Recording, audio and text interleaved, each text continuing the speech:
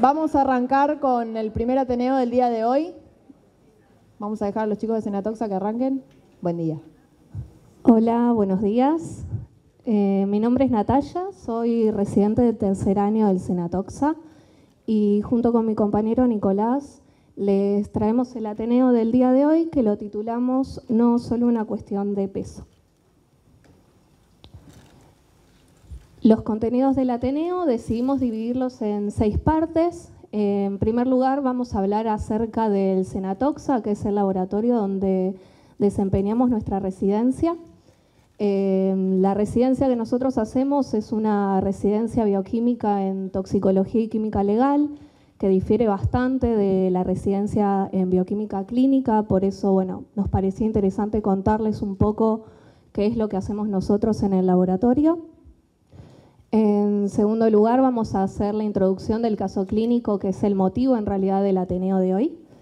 El mismo está relacionado con un caso de abuso de diuréticos, por eso vamos a continuar con las generalidades de los diuréticos, cuál es la problemática sobre el abuso de este tipo de compuestos, el análisis que se puede hacer desde el laboratorio y por último la bibliografía. Con respecto al Senatoxa, el Senatoxa es el laboratorio de asesoramiento toxicológico analítico.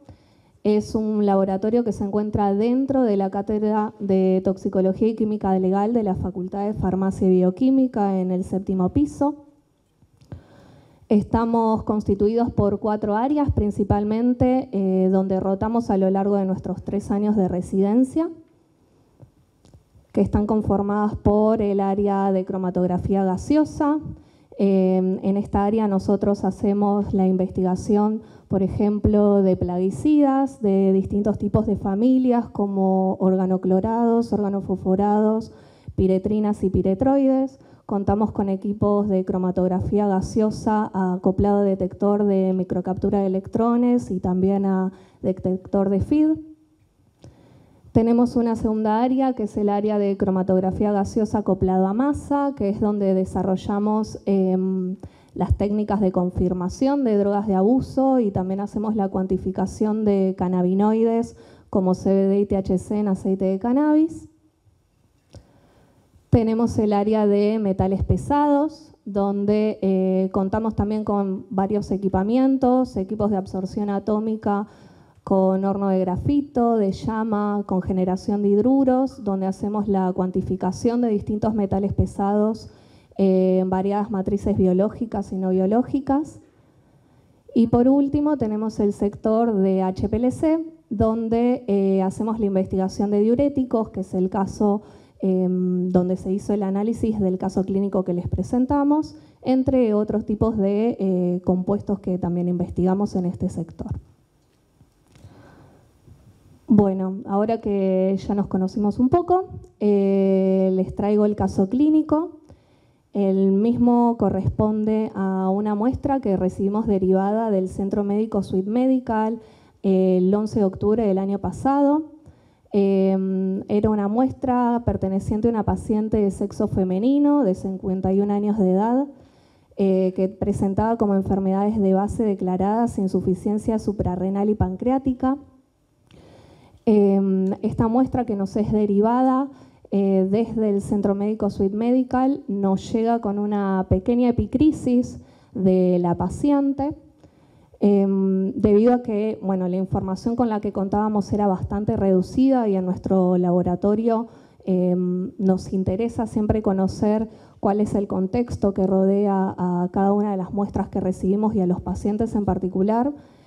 Nos comunicamos con el Centro Médico Suite Medical y la bioquímica de guardia nos pudo solicitar más información sobre el laboratorio que presentaba la paciente. ¿Sí? El día que nosotros recibimos la muestra, la paciente estaba internada, nos solicitan la información del laboratorio clínico que presentaba el día de la internación, que fue el día previo a recibir la muestra.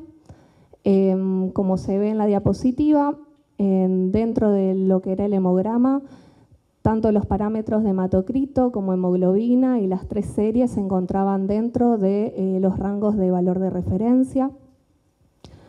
En la evaluación de la función hepática, tanto la bilirrubina total como directa se encontraba dentro de los valores de referencia, y lo mismo ocurría con la actividad de las distintas enzimas hepáticas evaluadas, como la fosfatasa alcalina, la TGO y la TGP.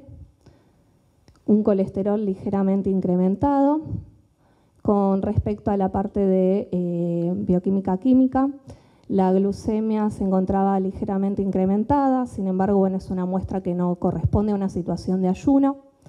Valores de urea y creatinina dentro de los valores normales, y lo primero que nos empieza a llamar la atención es el ionograma, donde podemos ver un valor de sodio cercano al límite inferior del rango de referencia, un potasio marcadamente disminuido, ¿sí? Una potasemia severa, y valores también de cloro por debajo del valor de referencia. Con respecto a otros iones evaluados, como el calcio, el fósforo y el magnesio, los mismos permanecieron dentro del valor de referencia. El dato del ionograma no es un dato menor, porque después, como va a continuar explicando mi compañero, es algo que se suele observar en este tipo de casos clínicos.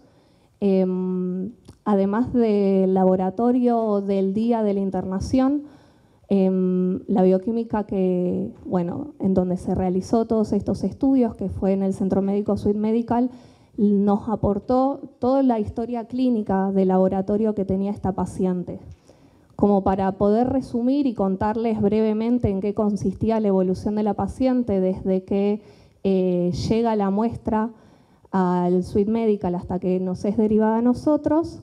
Les traigo este breve resumen que en realidad solo representa el mes previo y el mismo mes donde se toma la muestra, pero en realidad la paciente contaba con una evolución parecida a las que les voy a contar ahora, de meses, incluso años atrás. La paciente ingresa a controles ambulatorios de forma frecuente por valores de potasio disminuidos. Tiene un control ambulatorio el día 7 de septiembre con mala evolución, con valores de potasio muy bajo, con lo cual se decide internar a la paciente, la cual permanece internada hasta fines del mes de septiembre, donde le dan el alta el día 25 y le solicitan que venga a controles ambulatorios para justamente controlar los valores de potasio en sangre. El primer control ambulatorio posterior a la internación, correspondiente al día 29, es de buena evolución, con lo cual le solicitan volver a un segundo control ambulatorio para el día 4 de octubre. En este segundo control, nuevamente el laboratorio se encuentra con valores de potasio disminuidos, con lo cual se decide internar a la paciente para corregir esos valores de potasio. Una vez corregidos, le dan el alta y le solicitan nuevamente que continúe con los controles ambulatorios. El día 5 de octubre vuelve a un segundo control ambulatorio de buena evolución. Y el día 10 de octubre ingresa a guardia.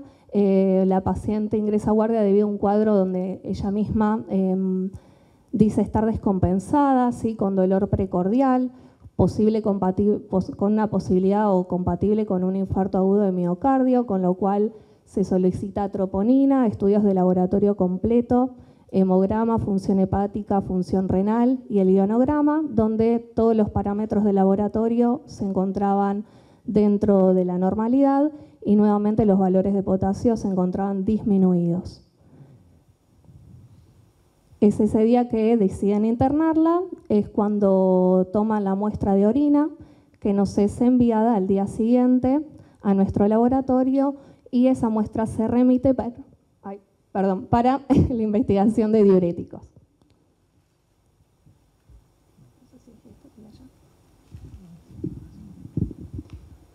Bueno, ahora yo les voy a hablar un poco sobre la generalidad de los diuréticos.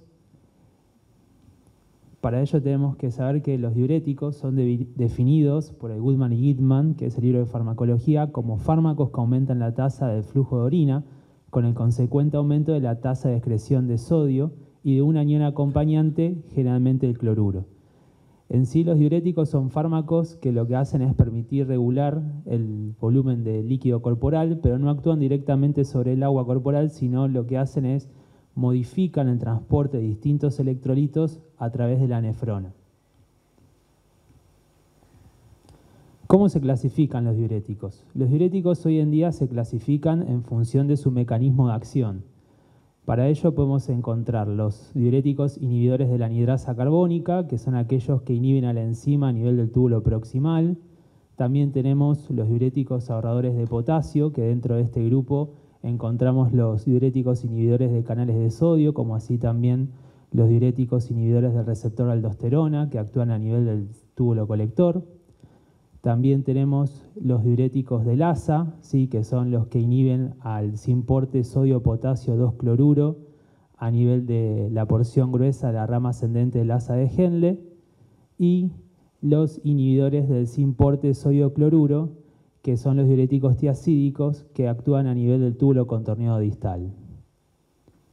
Con respecto a los usos terapéuticos, los diuréticos se los utiliza para el tratamiento de la hipertensión arterial leve y moderada, también para la insuficiencia cardíaca, el edema agudo de pulmón, el edema y la citis asociado a cirrosis hepática, como así también el edema asociado a síndrome nefrótico. Y en cuanto a los efectos adversos, los diuréticos pueden producir un desbalance hidroelectrolítico que se caracteriza por hipopotasemia, hiponatremia, hipocloremia, hipocalcemia e hipomagnesemia, siendo la hipopotasemia lo más relevante porque puede poner en peligro la vida de los pacientes, ya que eso conduce a afecciones cardiológicas. También pueden producir hipovolemia y retracción del volumen extracelular. Algunos diuréticos pueden producir ototoxicidad y otros pueden producir hiperuricemia e hiperglucemia. Con respecto a la problemática sobre los abusos de los diuréticos, tenemos que saber que el uso inapropiado de diuréticos se da cuando hay un consumo de estos fármacos sin una orden médica y sin un seguimiento médico profesional. Y generalmente existen dos contextos en donde puede darse este consumo inapropiado. En pacientes que tienen desórdenes de alimentación, tales como anorexia o bulimia, donde los pacientes consumen diuréticos con el objetivo de perder peso, o bien en casos de intentos por enmascarar el consumo de otras sustancias. Esto puede darse en el ámbito deportivo, donde los deportistas consumen diuréticos con el objetivo de diluir su orina para poder enmascarar otras sustancias que hayan consumido y que esté prohibido en la competición deportiva. De hecho, la furosemida y la hidroclorotiazida son diuréticos más consumidos inapropiadamente en caso de deportistas y pacientes con trastornos de alimentación. ¿Y cuáles son las complicaciones clínicas asociadas? Bueno, el uso sin indicación y supervisión médica de estos fármacos puede generar un desequilibrio hidroelectrolítico que evolucione gravemente y ponga en riesgo la vida de los pacientes. De hecho, la hipopotasemia severa es la manifestación clínica más común que se da en el consumo inapropiado de diuréticos como la furosemida y la hidroclorotiazida, por lo que les había comentado previamente. En la bibliografía hay pocos estudios que se han hecho sobre el consumo inapropiado de diuréticos. En nuestro laboratorio se realizó un estudio retrospectivo con el objetivo de investigar las características del uso inapropiado de diuréticos a partir de la casuística del Senatoxa, entre los años 2002 y 2016. En ese periodo de tiempo al laboratorio ingresaron 138 casos, de los cuales el 56% resultó positivo para algún diurético. De esos casos positivos, el 93,5% correspondió a pacientes del género femenino y la etiología predominante fue la etiología intencional. A su vez, el rango etario en el que se registró un mayor consumo de diurético fue entre los 25 y los 55 años, pero en los subgrupos de 30 a 39 y de 40 a 49 fue donde se registró el mayor consumo de diuréticos. En este gráfico les mostramos el perfil de consumo de diuréticos en los casos positivos en 2 periodos de tiempo, del 2002 al 2008 y del 2009 al 2016. En el primer periodo, lo que se vio fue que el diurético hidroclorotiazida era el más consumido porque estuvo presente en el más del 60% de los casos. La furosemida estuvo presente en un 20% y la asociación de los dos principios activos solamente en un 5%. Pero en el segundo periodo de tiempo, del 2009 al 2016, ese perfil de consumo cambió. ¿Por qué? Porque se logró identificar más de un diurético en un mismo paciente. De hecho, la asociación de furosemida e hidroclorotiazida estuvo presente en más de un 50% de los casos, mientras que la hidroclorotiazida sola como principio activo estuvo presente en un 20% de los casos y la furosemida en un 15% de los casos positivos. Al analizar los efectos adversos, se vio que la hipopotasemia estuvo presente en casi el 70% de los casos positivos. Entonces, centrándonos en que la hidroclorotiazida y la furosemida son los diuréticos más asociados al consumo inapropiado, vamos a hablar un poco de los aspectos farmacocinéticos y farmacodinámicos de estos dos fármacos.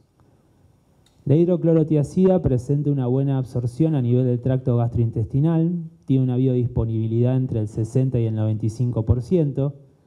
Con respecto a la distribución, circula unida a proteínas plasmáticas de forma variable, ¿sí? Ya que principalmente se acumula en los glóbulos rojos. De hecho, alcanza una concentración en glóbulos rojos 3 veces mayor que en la del plasma. Y en cuanto a la eliminación, no se metaboliza en el hígado, sino que se elimina como droga inalterada a través de la orina. Y tiene un tiempo de vida media de 5 horas aproximadamente. La furosemida se absorbe muy bien por vía tracto gastrointestinal, tiene una biodisponibilidad oral del 50% y también puede administrarse por vía intravenosa, pero esta vía de administración se deja únicamente para casos graves. En cuanto a la distribución, a diferencia de la hidroclorotiazida, circula unida en un 98% de proteínas plasmáticas. Un 35% de la droga puede metabolizarse a nivel hepático por el citocromo P450 y un 65% de la droga se elimina por orina de manera inalterada y el tiempo de vida media es de 2 horas aproximadamente. Es importante destacar que estos dos fármacos son de tiempo de vida media corto, por lo cual son de elección para el consumo inapropiado. En cuanto a la farmacodinamia, la furosemida es un diurético del asa que actúa en la porción gruesa de la rama ascendente del asa de Henle, inhibiendo al transportador sodio-potasio 2-cloruro que está ubicada en la membrana luminal de las células epiteliales. Al inhibir a este transportador, el sodio, el cloruro y el potasio no se reabsorben, quedan en la luz de la nefrona de tal manera que se eliminan con el agua a través de la orina. La hidroclorotiazida es un diurético tiazídico que actúa a nivel del túbulo contorneado distal, inhibiendo al simporte sodio-cloruro que está ubicado en la membrana luminal de las células epiteliales. Al inhibir a este transportador, el sodio y el cloruro no se reabsorben, pero el sodio puede llegar a partes más posteriores del túbulo contorneado distal, donde allí se intercambia con potasio. Al intercambiarse con el potasio, el sodio se reabsorbe y el potasio se elimina, y es por eso que la hidroclorotiazida también puede producir hipopotasemia. Bueno, ahora vamos a hablar un poco de cómo realizamos el análisis de los diuréticos en el laboratorio. En el Senatoxa realizamos la investigación de los diuréticos en orina por cromatografía en placa de Gada o también TLC. ¿Cómo procedemos? Bueno, llega a nuestro laboratorio una orden médica para la investigación cualitativa de diuréticos en orina y a veces, si el paciente nos trae la muestra, nosotros le realizamos una anamnesis con el objetivo de conocer un poco más sobre el caso clínico y así ponernos en contexto y hacer un mejor análisis del resultado que después obtenemos en el laboratorio. Y recepcionamos la muestra, que en este caso la muestra de elección es una orina de emisión espontánea. Luego determinamos la densidad de la muestra de orina, donde este paso es importante porque en función de la densidad de la muestra va a ser el volumen de muestra que después utilizamos para los pasos posteriores. Realizamos una extracción en fase sólida y el extracto lo reconstituimos en metanol y posteriormente realizamos la cromatografía en placa delgada o TLC. ¿Qué es la extracción en fase sólida? La extracción en fase sólida es un método que permite separar al analito de interés de otras sustancias interferentes presentes en la matriz de forma rápida. Permite obtener extractos muy limpios que luego uno los puede inyectar en los equipos de alta complejidad como son los cromatógrafos líquidos y gaseosos y tiene la particularidad que se puede aplicar un amplio rango de muestras biológicas. La extracción en fase sólida implica la utilización de columnas de sílica que está modificada con distintos sustituyentes que permiten la interacción con el analito de interés. Para realizar una extracción en fase sólida se necesitan 4 pasos. El primer paso es el de acondicionamiento, donde se busca exponer a estas sustituyentes para que interaccionen con el analito. El solvente de acondicionamiento que utilizamos nosotros es agua destilada y metanol, perdón. Luego se hace la siembra de la muestra, donde en función de la densidad es el volumen de muestra que vamos a sembrar. Si la muestra de orina tiene una densidad menor a 1010, sembramos 6 mililitros de muestra y si es mayor a 1010, 3 mililitros de muestra. Luego realizamos el lavado, donde buscamos eliminar el resto de la matriz que no nos interesa o que puede ya interferir. Como solvente de lavado utilizamos agua destilada. Y luego realizamos la elución. Y para la elución utilizamos metanol. Y lo que ahí ocurre es que logramos eluir el analito de interés que había quedado retenido en la columna. Eso que eluimos lo recolectamos en un vial, que después lo evaporamos a sequedad bajo corriente de nitrógeno, y el extracto lo reconstituimos en metanol. La cromatografía en placa delgada o TLC consiste en la separación de una mezcla de sustancias por migración diferencial entre 2 fases, la fase estacionaria y la fase móvil. Como fase estacionaria, nosotros utilizamos sílica gel GF254, que tiene la particularidad de que fluoresce a esta longitud de onda. Y como fase móvil utilizamos acetato de etilo.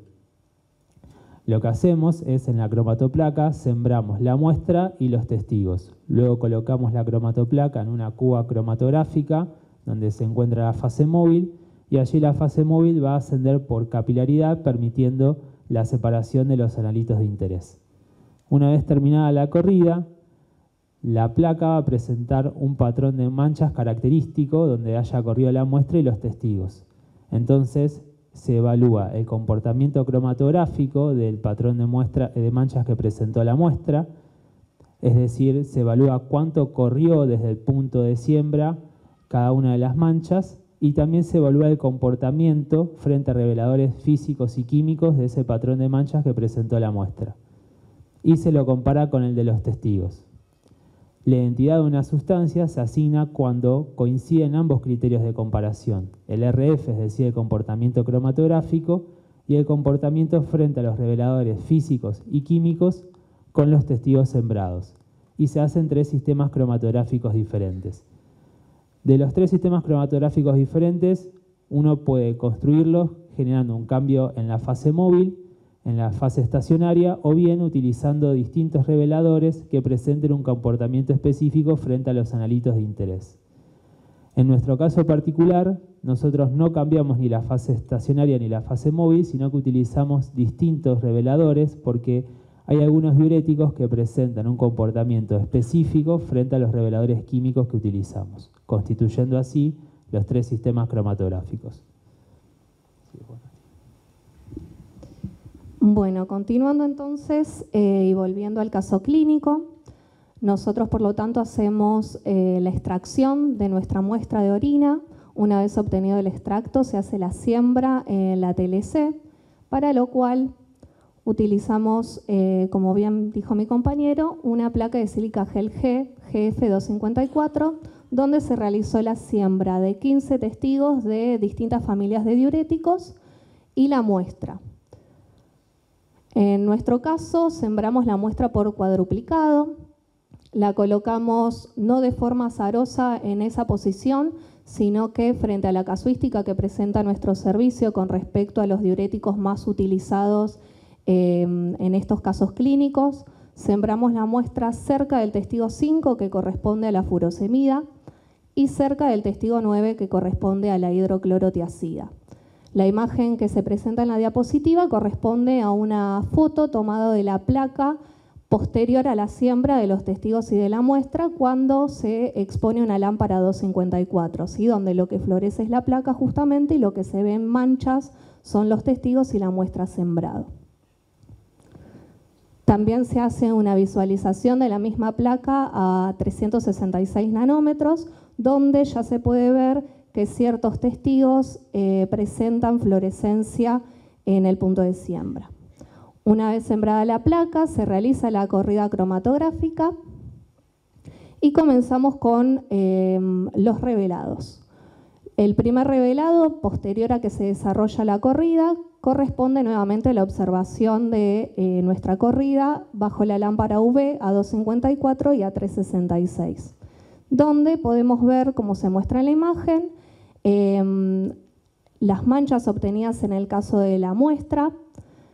Resaltado en fucsia está la calle 5, que corresponde al testigo de la furosemida, y en naranja a la hidroclorotiazida, que, como les dije anteriormente, nos vamos a focalizar principalmente en este tipo de testigos, justamente porque son las sustancias que normalmente suelen aparecer, pero en realidad este mismo análisis lo realiza con cada uno de los testigos sembrados.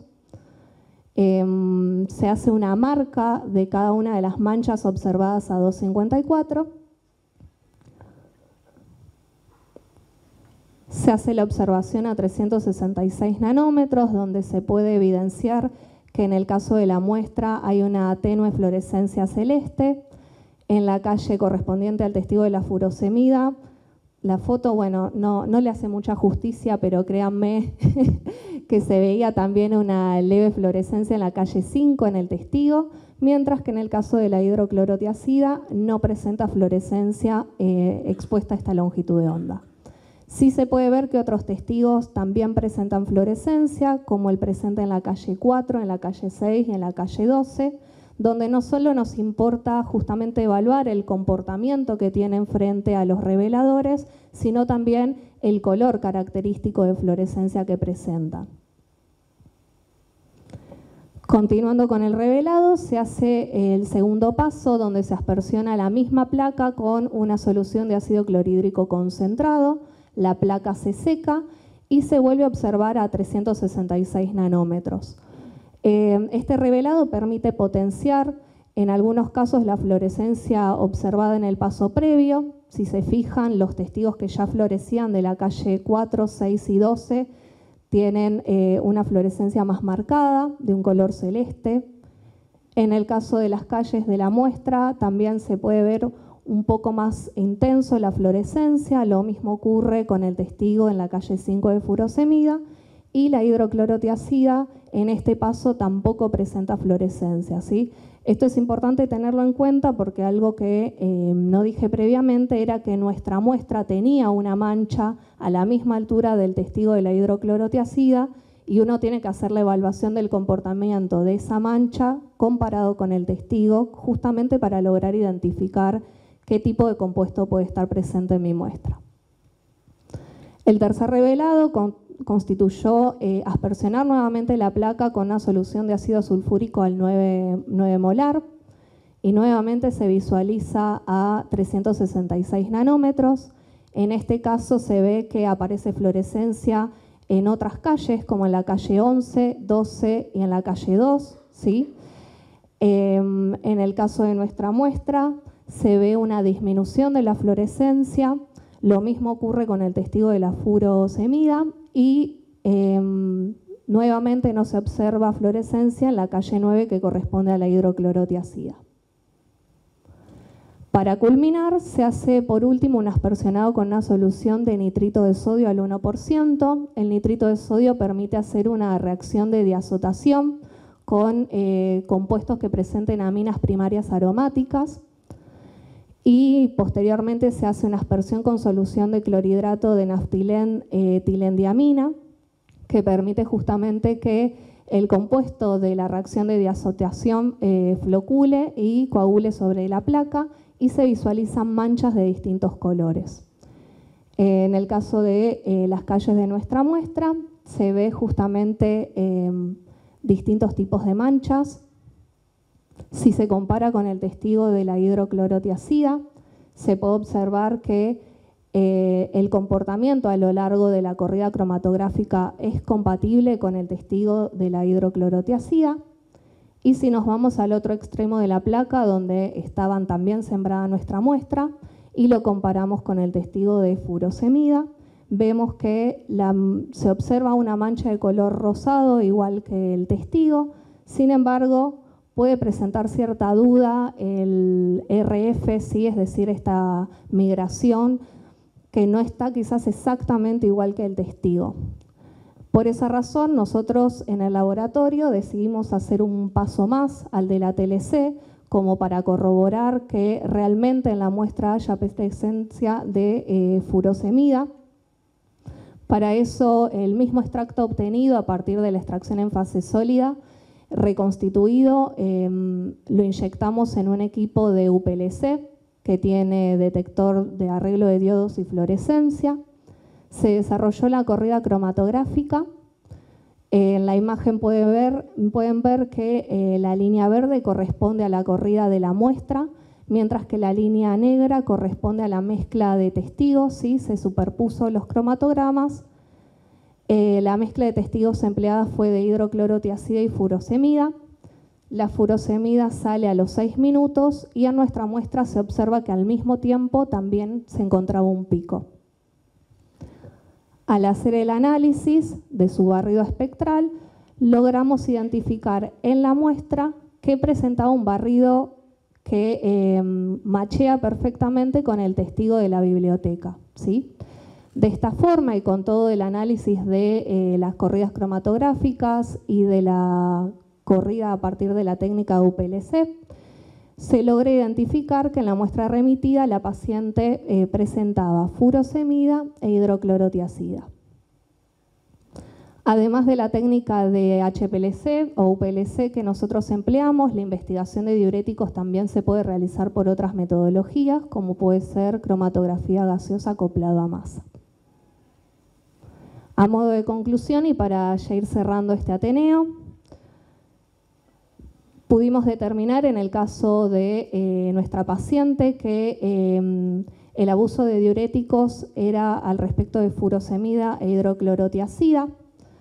Cabe destacar que en nuestro país no existe ninguna especialidad medicinal que combine ambos principios activos en una misma formulación, es decir, existen fármacos de furosemida y de hidroclorotiazida, pero ningún fármaco que comercialice ambos principios activos combinados.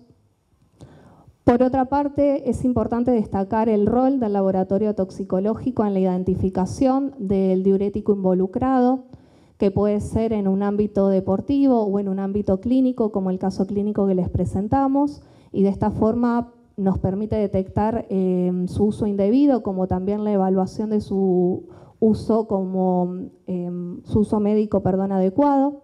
Y por último, también destacar el rol del laboratorio clínico que frente a casos de hipopotasemia severa de forma reiterada, se debería tener la sospecha de estar frente a un caso de abuso de diuréticos.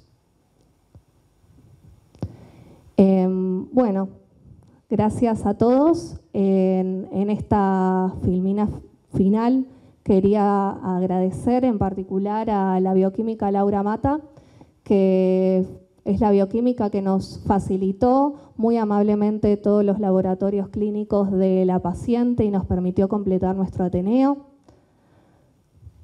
A la doctora Valentina Olmos, que es la jefa del área de HPLC y que está acá. Hola, Val. Y a nuestros compañeros de residencia por estar acá todos presentes y apoyarnos siempre. Muchas gracias a todos.